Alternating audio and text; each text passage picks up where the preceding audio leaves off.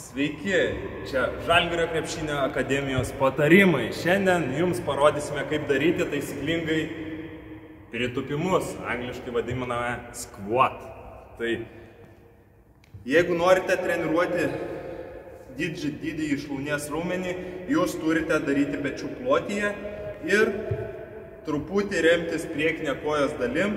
Stenkitės, kad keliai neišlystų į priekį ir darydami pritūpimą nedarykite jų giliau negu 90 laipsnių, nes jie skirti daugiau sunkiaatlečiams ir visiems kitiems trikovininkams, štangistams.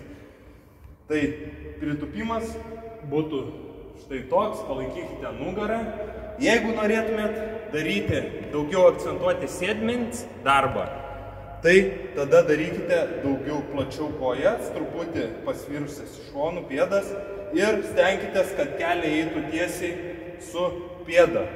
Irgi žvilgsnis tiesiai, pritūpimas, remiatės kulnais, dirba daugiau segmentinis raumuo.